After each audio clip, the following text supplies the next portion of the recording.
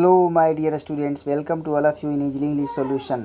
आज हम पढ़ने जा रहे हैं सिंपल प्रेजेंट टेंस या प्रेजेंट इंडेफिनिट टेंस। तो आइए हम जानेंगे इस वीडियो में कि किस प्रकार से इस टेंस के हिंदी सेंटेंसेस को इंग्लिश में ट्रांसलेट किया जाता है। तो सबसे पहले हम इसका पहचान जानते हैं कि हिंदी में इस टेंस के सेंटेंसेस किस प्रकार से होते हैं।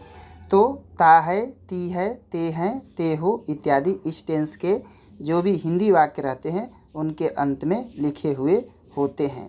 अब हम इस टेंस के अफर्मेटिव सेंटेंसेस के बारे में जानते हैं। तो अफर्मेटिव सेंटेंसेस के जो स्ट्रक्चर होता है, सब्जेक्ट सबसे पहले लिखा जाता है, उसके बाद V1 या V5, तब ऑब्जेक्ट, तब या अदर वर्ड्स लिखे जाते हैं। V1 वे होते हैं जो रूट फॉर्म ऑफ वर्ब होते हैं, जिनमें एस या ईएस कुछ भी नहीं लगा रहता है, जैसे गो, कम, ईट इत्यादि। और V5 वे होते हैं जिनके अंत में एस या ईएस लगे होते हैं। यदि किसी वर्ब के अंत में कॉन्सोनेंट होता है तो उसमें एस लगाया जाता है, तथा किसी वर्ब के अंत में यदि वावेल हो तो उसमें ईएस लगाया जाता है, जैसे गो प्लस ईएस और ईट प्लस एस। तो एग्जाम्पल के माध्यम से हम जानते हैं।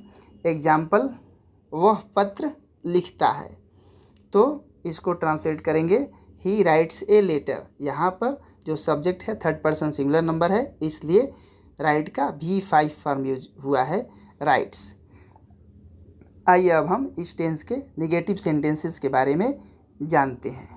निगेटिव सेंटेंसेस, इसका स्ट्रक्चर सब्जेक्ट प्लस डू या does plus not plus V1 plus object इस प्रकार से होता है। और एग्जाम्पल, वह पत्र नहीं लिखता है, तो इसको ट्रांसलेट करेंगे he does not write a letter. इसमें निगेटिव में डज नॉट या डू नॉट का यूज किया जाता है। अब आगे इंट्रोगेटिव सेंटेंसेस देखते हैं। इंट्रोगेटिव सेंटेंसेस का स्ट्रक्चर सबसे पहले डू या डज हो जाता है, उसके बाद सब्जेक्ट, उसके बाद V1 और तब ऑब्जेक्ट लिखा जाता है।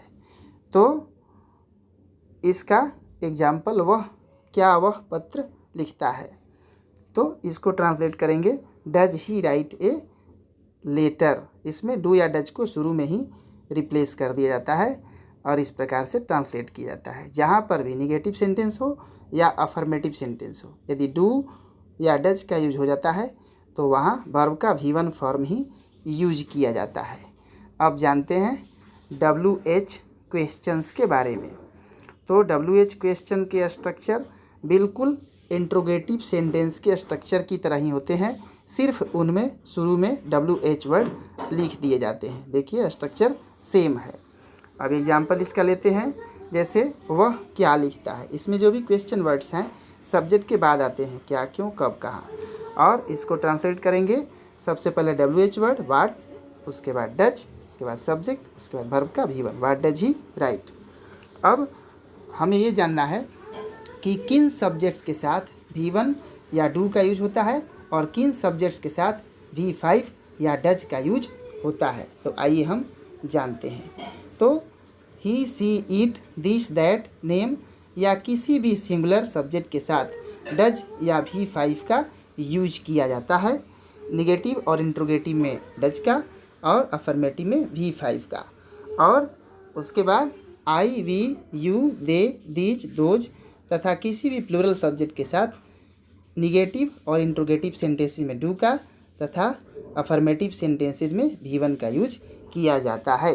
अब मैं आशा करता हूँ कि अच्छी तरह से आप इस टेंस को समझ चुके हैं। वीडियो को देखने के लिए बहुत बहुत धन्यवाद।